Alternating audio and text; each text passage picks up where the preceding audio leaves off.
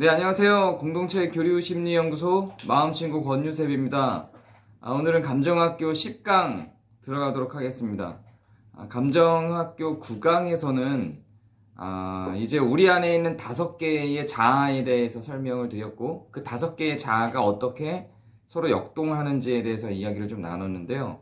오늘은 그 5개로 나눴던 자아를 다시 3개로 좁혀서 이야기를 좀 해보도록 하겠습니다. 그렇게 3개로 좁히는 이유는 우리가 그 5개의 자아 중에 진짜 자아라고 여겨지는 어른자에 대해서는 정확하게 아직 이야기를 많이 안 한 것 같아요. 그 아이자라고 이야기를 되기도 하고 자유로운 자아 혹은 수능적 자아라고 얘기되는 욕구에 관련된 자아, 정신분석에서는 이드 혹은 원초화라고 이야기하는 그 자아에 대해서는 굉장히 길게 얘기를 했죠. 그리고 초자라고 얘기되는 부모로부터 받은 자아에 대해서도 몇 회에 걸쳐서 설득력 있게 이야기를 했어요. 그런데 이 진짜 나라고 여겨지는 다 성장한 후에 갖게 되는 조율된 나, 어른자라고 여겨지는 것에 대해서는 이 2개의 초자와 이드에 대해서 이야기를 하면서 추론할 수 있기는 했지만 이 어른자만 갖고는 이야기를 아직 안 했어요. 그래서 오늘은 이 어른자에 대해서 좀 이야기를 해보도록 하겠습니다. 자, 먼저 그동안 우리가 계속해서 살펴본 바를 좀 정리를 해보면 우리들에게는 초자가 있어요. 그리고 진짜 나로 여겨지는 어른자가 있죠. 그리고 아이자 혹은 이드라고 이야기를 하는 욕구에 해당되는 3번째 자아가 있습니다. 그럼 이 3개의 자아 중에 사람마다 강화돼서 사용되는 자아들이 있어요. 자, 다시 정리하면 요 녀석은 정신분석에서는 초자라고 불러요. 교류분석에서는 얘를 부모자라고 불러요. 왜 부모자라고 부르냐면 초자로 형성되는 것을 가장 많이 사람에게 접목시켜서 주입하는 역할을 하는 게 부모죠. 그래서 주로 우리는 부모로부터 사회가 갖고 있는 신념과 사회가 갖고 있는 욕망을 배워요. 그래서 그냥 편하게 부모자라고 부르는 거예요. 자, 그러면 진짜 어른이 돼서 형성된 나는 정신분석에서는 그냥 자아라고 불러요. 근데 교리분석에서는 이것을 어른자라고 부릅니다.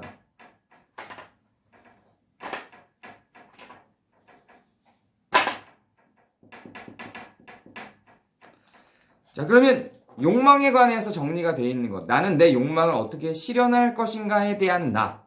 내가 실현하고 있는 욕망에 대해서 어떻게 내가 반응하고 어떻게 그 욕망을 처리하는가에 대한 나에 대해서 정신분석에서는 이드라고 불러요. 혹은 원초화라고도 한다 그랬어요. 그리고 교류분석에서는 이들을 아이자라고 불러요. 자, 왜 아이자라고 부르냐면 이 이들을 아이의 시절에 가장 많이 분출시켜내고 그때 그 이들을, 즉 욕구를 어떻게 분출시키는지를 습관시키는 시기이기 때문에 그래요. 그래서 그 아이적 성향이 많이 나타나는 분야가 바로 이드 부분이기 때문에 그렇습니다. 내면 아이라고 하는 말이 있죠. 그래서 내면 아이라고 하는 책도 있어요. 사실 이 내면 아이라고 하는 것은 심리학계의 공식적인 어떤 이론은 아니에요. 공식적인 이론은 아닌데 매우 설득력이 있죠. 정신분석과 교류분석 속에 있는 이드나 아이자의 어떤 측면들을 가지고 와서 하나의 개념으로 이론화시키는 것으로 보여져요. 그 내면 아이를 주장하고 내면 아이를 자격증화해서 그 내면 아이만을 갖고 사람의 심리를 다루시는 분들도 있어요. 굉장히 유효한 방법이라고 생각합니다. 그런데 그 다루는 방식들을 보면 이 3개의 자아 중에 아이자에 해당되는, 내가 어린 시절에 갖추었던 이 아이자에 해당되는 것에 초점을 맞춰서 사람의 심리를 다루는 방식으로 그 내면 아이가 정리가 되어 있어요. 이 세 개를 골고루 다룬다기보다 초자가 이드에, 즉 부모자가 아이자에 어떻게 영향을 미쳤고 부모자로부터 아이자가 어떻게 훼손이 됐는지, 그래서 부모자 때문에 아이자가 얼마나 힘든지 하는 방식으로 다룬 책이 바로 내면 아이입니다. 그래서 아이자가 아이자답게 완성되지 못하고 부모자에게 오염되어서 어그러진 아이자로 남아있는 형태를 교정해주고 건강한 아이자로 만들어내는 방식으로 상담을 진행하는 것이 내면 아이 이론이죠. 아직 심리학계에서 이것을 공식 이론으로 받아들이진 않아요. 그게 부족하기 때문에 공식 이론으로 받아들이지 않는다기보다 이미 다른 심리학 층위 안에서 다루고 있는 이야기들이기 때문에 그런 것으로 저는 생각이 됩니다. 자, 그러면은 다시 본론으로 들어와서요. 이 세 개의 자아를 조금 더 다뤄보도록 할게요. 먼저 간단하게 개념 정리를 다시 해보면 초자, 즉 부모자는 사회가 갖고 있는 다른 타자들이 다 동의하고 살아가는 타자들의 세계, 모든 타자들이 동의하고 살아가는 타자들의 세계 속에 있는 어떤 신념과 그 타자들의 세계 속에서 전체가 다 동의하고 있는 어떤 욕망에 대해서 그것들을 타자들의 신념과 욕망을 내가 어떻게 받아들이고 있는지에 대한 그 타자들의 신념을 내가 어떻게 수용하는지에 대한 나, 그래서 그 타자들의 신념과 욕망이 내 안으로 들어와서 자리를 잡고 있는 형태의 나를 초자 혹은 부모자라고 부릅니다. 타자들의 신념이고 타자들의 욕망이지만 내 안에 들어오면 그것은 나지요. 예를 들어서 나는, 제가 자주 듣는 얘기지만 나는 의사가 되고 싶어 하지 않고 의사에 대한 재능이나 자질이 없어요. 그런데 부모님들이 하도 의사가 되라고 가르쳐 왔죠. 그리고 사회에서도 의사가 되면 굉장히 성공적인 삶을 살아가는 것처럼 그렇게 이야기를 해요. 그래서 내 안에 의사가 되고자 하는 열망이 생겨요. 그럼 이거는 나인가요? 아니면 부모인가요? 아니면 그냥 사회적 욕망인가요? 사회적 욕망이기도 하고 부모의 요구이기도 했지만 결국 그것을 수용해서 내 안에 담아놓고 있기 때문에 나이기도 한 거예요. 그러한 것을 초자 혹은 부모자라고 부르는 겁니다. 이건 어떤 제가 이해하기 쉽게 하기 위해서 직업적인 측면만을 갖고 이야기를 했지만 반드시 직업적인 것만 갖고 표현하는 건 아니에요. 여기에는 다른 여러 가지 삶의 습관, 어떤 신념 이런 것들도 들어가요. 예를 들면 아침에 일찍 일어나야 돼. 어떤 사람들은 아침에 일찍 일어나야 된다고 생각을 하고 일찍 일어나지 않으면 죄책감을 느껴요. 그 죄는 아니거든요. 근데 일찍 일어나지 않으면 죄책감을 느끼는 사람들이 있어요.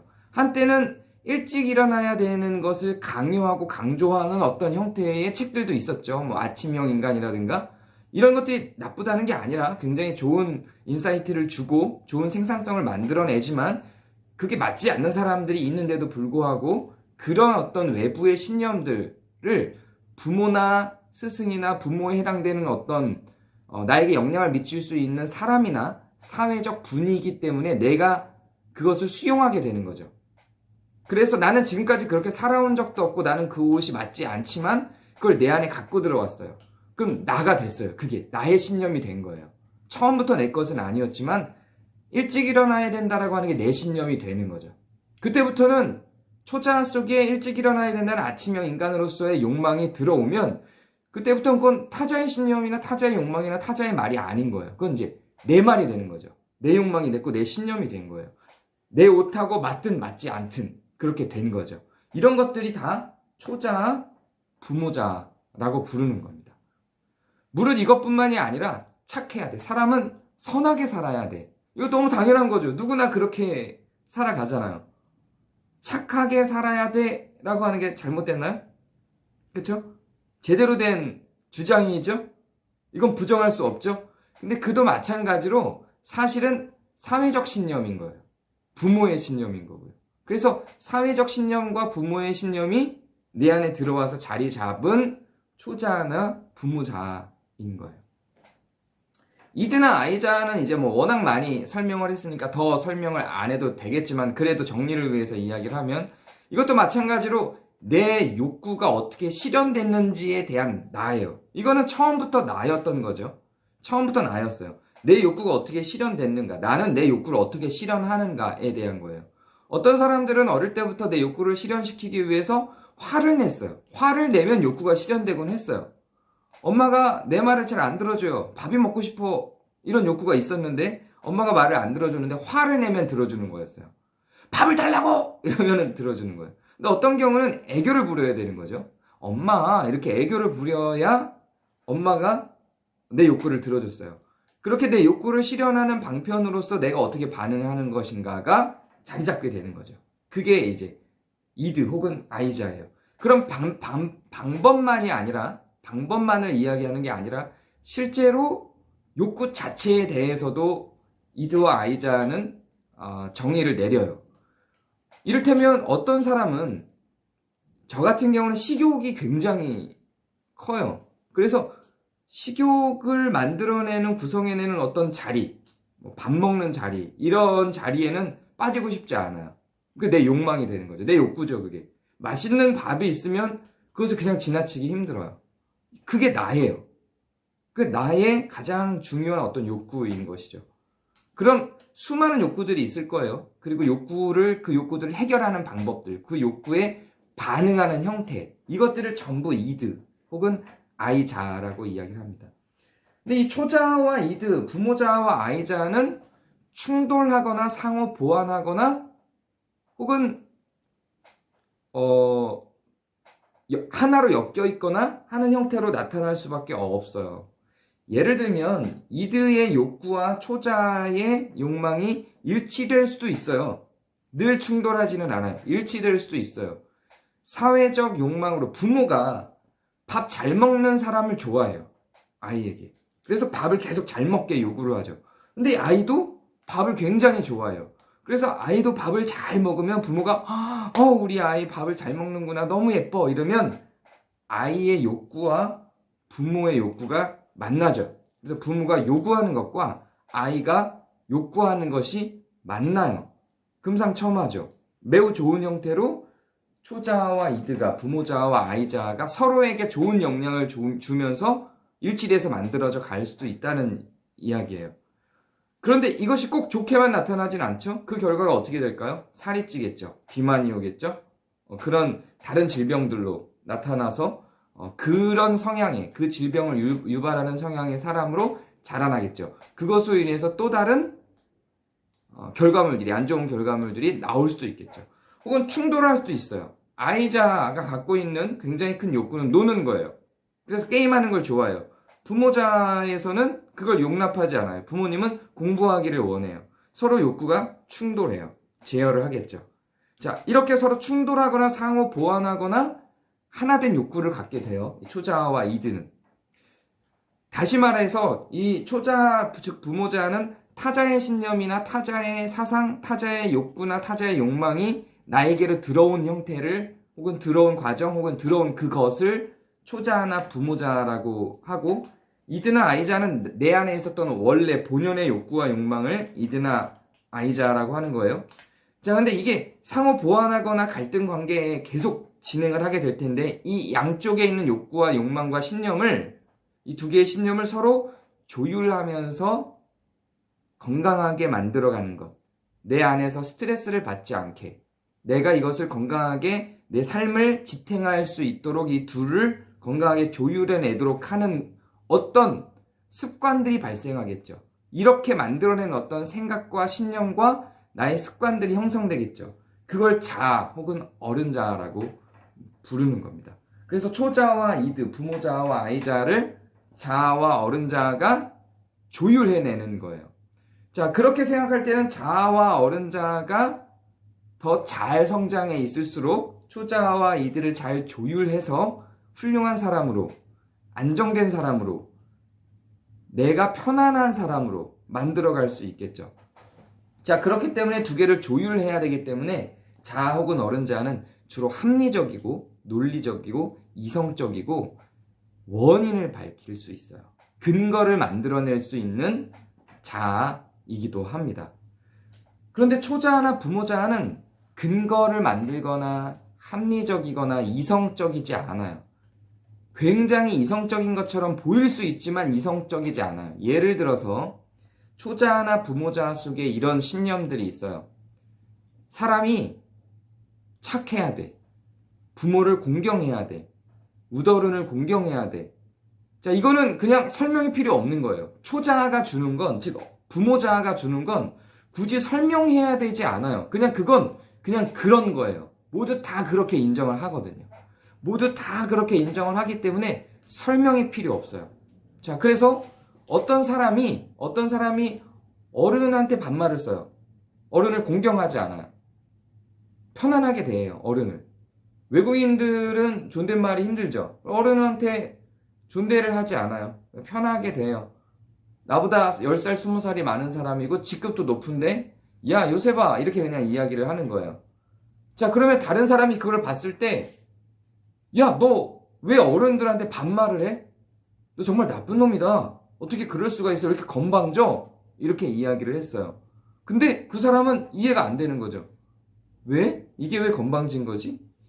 이게 왜 나쁜 거야? 나는 저 사람을 매우 사랑하고 존중해. 근데 내가 반말을 썼을 뿐이야. 내 친구처럼 보이고 난 친구를 삼고 싶어서 그냥 my friend 한 거야. 이렇게 얘기할 수 있죠. 자, 그럴 때 그 이야기를 들은 어른을 공경해야지 어른한테는 존댓말을 써야 되는 거야 라고 주장했던 사람은 이 사람을 어떻게 설득할 수 있을까? 왜 내가 존댓말을 써야 돼? 라고 물어보면 어른이잖아 이렇게 이야기하는 거죠. 어른이잖아. 초자나 부모자는 설명을 못해요. 그건 그냥 그런 겁니다. 그냥 자연스러운 거예요. 모든 사람이 그러고 살아요. 이 세상 사람들이 다 그냥 그렇게 살아가는 거예요. 그렇게 형성되어 있는 거를 초자 혹은 부모자라고 부르는 겁니다. 이드나 아이자도 마찬가지예요. 설명하기 힘들어요. 아, 나 배고파. 밥 먹고 싶어. 야, 지금 3시야. 너 점심을 1시에 먹었어. 근데 지금 3시야. 이따 저녁을 5시에 또 먹을 거거든. 근데 지금 먹으면 어떡해? 지금 먹으면 안 돼. 부모님이 말려요. 근데 이 아이는 지금 내가 먹고 싶어. 배가 고파. 2시간만 참아. 왜 참아야 되는데?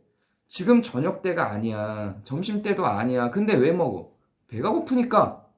이렇게 이야기를 하는 거죠. 여기도 이유가 없어요. 그냥 내가 원하니까예요. 이거는 초자와 부모자는 남들이 하니까 인 거죠. 남들이 하니까. 이드와 아이자는 내가 원하니까. 설명이 없어요. 이건 남들이 하니까 모두 다 그렇게 하고 살아. 이게 진짜야. 이게 진리야. 모두 다 그렇게 하고 살기 때문에 나도 그렇게 해야 되는 거야. 라고 주장을 하는 거예요. 근데 그렇게 안 하고 사는 사람들도 있단 말이죠. 아침 일찍 안 일어나는 사람도 있는 거예요. 이드나 아이자도 그럼 아이자는 반대로 내가 그걸 하고 싶어. 매우 매우 욕망한다고. 난 이게 땡겨. 이게 설명이죠. 자, 그때 자아와 어른 자아가 약하면 계속 이렇게 충돌을 할 수밖에 없어요. 어떤 사람의 경우에 이런 경우들이 있어요. 이렇게 돼 있는 거예요. 그래프가 이렇게 돼 있어요. 이드가 가장 높아요. 이런 사람들, 이드가 가장 높은 사람들의 화법은 나 이거 하고 싶은데? 이렇게 되는 거죠. 나 이거 하고 싶은데? 야, 너 그거 하면은 너 다쳐. 그래 하고 싶어. 이게 이 사람들의 화법이에요. 자, 그러면 초자가 높은 사람은요? 초자가 높은 사람은 이거 하면 안 돼. 근데 아이자가 높은 사람, 이드가 높은 사람은 내가 그거 하고 싶다니까? 초자와 부모자가 높은 사람은 그거 하면 안 된다고. 이거 해야 돼. 언어 속에서 이미 나타나죠. 해야 돼, 하면 안 돼. 근데 이드나 아이자가 높은 사람은 내가 하고 싶다는데 왜? 이렇게 해서 둘이 아이자가 높은 사람과 부모자가 높은 사람들은 서로 대화가 어려워요. 충돌이 생길 수밖에 없죠. 그래서 내가 물론 사람이 모두 다 어디서든지 아이자만 나오지는 않아요. 어떤 장소에서는 아이자가 나오다가 이를테면 집에서는 아이자가 나와요. 근데 회사에서는 초자로 살아가요. 회사에서는 이걸 해야 돼. 설명이 없어도 이걸 해야 되면 그걸 하고 상급자가 시키면 그냥 해요. 이유도 없어요. 그냥 그렇게 살다가 집에 오면 계속 아이자가 나오는 거예요. 그래서 어디에서 전체적인 인생의 어떤 시간으로 볼 때 이제 나중에 이제 저희가 다음에는 시간 구조화라는 걸 해요. 이 각각의 자아가 그 시간, 하루의 시간 속에서, 인생의 시간 속에서 어떤 자아를 더 많이 활용하는가라고 하는 개념이 시간 구조화인데 나중에 할 거예요. 어쨌든 아이자를 하루 중에 가장 많이 사용하고 일생 중에 아이자를 가장 많이 사용하면 이 그래프가 나오는 거겠죠. 그럼 나는 아이자를 많이 쓰고 사는 사람이에요. 그 사람은 사람과 만났을 때 편해지면 초자가 없어지고 아이자가 계속 나오게 돼요. 근데 그 시간 구조화를 해봤을 때 초자가 많이 나오는 사람, 초자를 많이 사용하고 사는 사람들은 편해지면 초자가 나오는 거죠. 그러면 서로 충돌할 수밖에 없는 구조로 가요. 자, 그러면 자아가 높은 사람은 어떻게 되냐면, 자아가 높은 사람은 자아가 높고, 물론 뭐 자아가 높고 초자아가 조금 더 높고 이드가 좀 더 낮고 뭐 이럴 수도 있죠. 어쨌든 자아가 높은 사람들은 생각을 해요. 그래서 왜 그걸 해야 되는지 상대방들에게, 타자들에게 혹은 나 자신에게 설득시킬 수 있어요. 근거를 마련할 수 있어요. 그러면 언제 초자아가 발생해야 될지, 언제 이드가 발생해야 될지를 구분할 수 있죠. 초자아와 이드를 적절한 시기에 자기가 활용할 수 있어요. 모든 초자아의 활동과 이드의 활동에 근거가 있어요. 설명을 할 수가 있고 합리적으로 그것들을 활용할 수 있는 능력이에요. 아침에 일찍 일어나야 돼. 초자의 경우 아침에 일찍 일어나야 돼라는 아침형 인간으로서의 교육을 부모로부터 받았어요. 그냥 일찍 일어나야 되는 거예요. 일찍 일어나지 않으면 죄책감이 들어요. 그런데 그래서 그냥 이유도 없어요. 그냥 일찍 일어나야 돼요. 일찍 일어나지 않으면 내가 뭔가 잘못한 것 같아요. 인생이 꼬이는 것 같고요. 심정적으로 일찍 일어나지 않으면 내가 고통스러워요. 자, 그런데 자아가 강한 사람, 즉 어른 자아가 강한 사람들의 경우는, 이것이 잘 훈련된 사람은 나 스스로에게 묻는 거죠. 왜 일찍 일어나야 되지? 그래서 일찍 일어나야 될 때 일찍 일어날 수 있는 거죠. 그리고 일찍 일어나는 것에 대해서 나를 설득할 수 있어요. 타자도 설득할 수 있어요. 다른 사람들과 같이 잠을 자요. 자아가 낮고 초자아가 높은 사람이 일찍 일어날 경우에는 나 일찍 일어나요. 거기서 끝나지 않아요. 당신은 어떻게 그렇게 늦게까지 잘 수 있어? 사람이야? 이렇게 해서 타자에게도 그게 적용이 되겠죠. 이유가 없거든요. 자, 그런데 자아가 높은 사람들은 왜 일찍 일어나는지를 나를 설득했어요. 그리고 타자들에게도 그걸 적용하고 설득할 수 있어요. 아, 일찍 일어나면 많은 일을 할 수 있어. 하루를 길게 살 수 있어. 그럼 하루를 길게 살고 많은 일을 해야 되는 날에는 일찍 일어나겠죠. 그리고 그것을 굳이 하루를 길게 살 필요가 없는 내 주변 사람들에게 강요하지 않겠죠. 그래서 합리적으로 그것을 적용할 수 있는 거예요.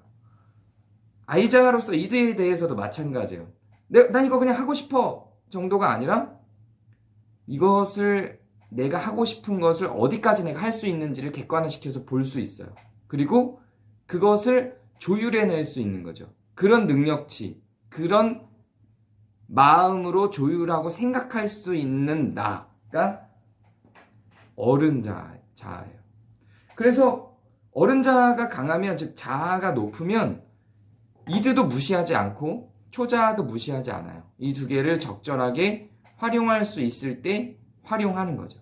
이런 형태는 내 결정과 욕구 표현이나 욕구를 다루고 타자들과 접촉해서 살아가는 상황이나 과정 중에서도 드러나지만, 그런 것들에서도 활용이 되지만, 내가 생각을 하는 방식, 내가 말을 하는 방식, 단어를 어떻게 사용하는지, 언어를 어떻게 구사하는지 속에도 이게 다 구조화가 돼서 나타납니다. 그래서 이런 것들을 좀 더 점검을 해서 나는 초자적인 언어를 많이 쓰는지, 나는 아이자, 즉 이드적인 언어를 많이 쓰는지, 나는 자아적인 혹은 즉 어른 자아적인 언어를 많이 쓰는지를 대화를 분석해 보면 실제로 그 사람들이 그 대화를 분석한 그 속에서 자기가 어떻게 살아가는지도 등장을 하게 됩니다. 그 대화 속에는 설명 없이 이거 해야 돼 라고 하는 표현을 쓰는 부모자, 나 이거 하고 싶다고, 난 이걸 해야 돼, 난 이걸 하고 싶어, 난 이걸 원해 라고 하는 표현을 많이 쓰는 아이자적 표현들, 이거를 하기 위해서는, 혹은 이거를 하려면 원인을 밝히고 그것이 내 삶에 미치는 혹은 타자들과의 관계 속에 미치는 영향들을 객관화시켜서 생각하는 대화와 혹은 그런 교류의 방식, 생각의 방식을 갖고 살아가는 사람들은 어른자 혹은 자아가 높은 사람들이죠. 이제 하나만 정리를 딱 하고 바로 정리를 이제 오늘은 마치도록 할 건데요. 부모자는 다시 뭘로 나눠준다 그랬죠? 통제적 자아와 보호적 자아로 나눠진다 그랬죠. 아이자는 다시 뭘로 나눠지냐면 자유로운 자아와 순응하는 자아로 나눠지겠죠. 한번 잘 생각해 보세요. 아이자아가 자유로운 자아와 순응하는 자아예요. 자, 왜 이 두 개로 나눠질까요? 왜 아이가 자유로운 자아도 있고 순응하는 자아도 있을까요? 물론 유전적인 영향도 있다고 요즘에는 많은 연구가 있어요. 태어날 때부터 이 아이는 자유로운 자아를 갖고 태어나는 거야. 태어날 때부터 이 아이는 순응하는 자아를 갖고 태어나, 이런 영향들이 있다는 연구들도 요즘에는 많이 진행이 돼요. 그러나 자라면서도 그 유전적 영향대로 자라지 않거든요. 분명히 사람은 변해요. 부모가 어떻게 대하느냐에 따라서 유전적인 영향이 있다는 것이 아직 확정된 이론이 아니기도 하거니와, 그것이 확정된 이론이라 할지라도 그 유전적인 영향대로 모든 사람들이 그대로 살아가지는 않아요. 분명히 교류를 통해서 사람들은 변화가 되죠. 그래서 자기가 어떤 형태로 살아갈 건지에 대해서도 사람은 결정을 해요. 이 자유로운 자와 순응적 자아로서의 에너지는 사실상 부모자 속에 있는 통제적 자아와 보호적 자아의 영향을 받아요. 영향을 받아서 내가 자유로운 자아가 되느냐, 순응적인 자아가 되느냐가 결정이 되죠. 반대로 통제적 자아와 보호적 자아에 대한 난 통제적 인간인가 보호적 인간인가 하는 부분들도 그 부모로부터 영향을 받아요. 그 부모가 통제적이었는가 보호적이었는가에 대한 내용으로 부모로부터 또 영향을 받아서 형성이 되죠. 그리고 통제적 자아를 갖고 있었던 부모가 아주 자유로운 자아를 갖고 있는 아이를 만나고 부딪히고 왜 부딪히는지를 상담을 받아서 교정받고 하는 과정을 통해서 통제적 자아를 갖고 있는 사람이 보호적 자아로 변하기도 하죠. 그래서 사실상 이 부모 자아와 아이 자아는 서로 상호 영향을 주면서 변해가기도 합니다. 그런데 여기서 매우 중요한 건 어른 자아가 평균 이상치의 균형을 잡아주지 않으면, 그 균형을 잡아주지 않으면 부모 자아 속에 매몰된 사람들은 그 부모 자아의 통제적 자아와 보호적 자아를 변화시키기 어려워요. 결국은 이것들을 조율하고 변화시키는 것은, 그 능력을 갖고 있는 것은 어른 자아 속에 있습니다. 결국 이 어른 자아가 건강하게 확보가 되어야 부모 자아나 아이 자아의 변화도 가능합니다. 어른 자아가 아주 낮아버리면, 그리고 부모 자아가 이미 높은 사람들은 그걸 바꾸는 게 매우 어렵습니다. 그래서 부모 자아가 높아서 다른 사람들을 힘들게 하거나 내가 힘든 요소가 있다면 그걸 바꾸고자 할 때는 사실상 어른 자아를 높여주지 않으면 이 부모 자아의 수치도 바꿔주기가 매우 힘들죠. 타자와의 관계나 타자의 신념이나 욕망을 다루고 그것을 내 안에 어떻게 들여올 것인가에 대한 게 결국은 어른 자아가 해야 될 역할이라는 거예요. 어른이 되고 나서부터는, 그 어른이 되기 전까지는 부모가 만들어줘야 될 역할인 거라면, 어른이 되고 나서부터는 그것을 어른 자아가 해줘야 될 역할인 거예요. 어른 자아가 건강하면 충분히 초자아, 즉 부모 자아도 변화가 가능하고, 욕망, 욕구에 해당되는 이 아이 자아, 즉 이드에 대한 변화도, 이 에너지도 변화가 가능하다는 겁니다. 그래서 앞으로 우리가 좀 더 대화를 나누는 데 있어서는, 그러면은 이 어른 자아를 어떻게 성장시킬 것인가, 이 어른 자아를 통해서 초자아와 이드에, 즉 부모 자아와 아이 자아에 어떻게 영향을 미치고 어떻게 변화를 유도해낼 수 있는가 하는 문제들에 대해서도 계속 나눠보도록 하겠습니다. 오늘은 여기까지 하겠습니다. 감사합니다. 수고하셨습니다.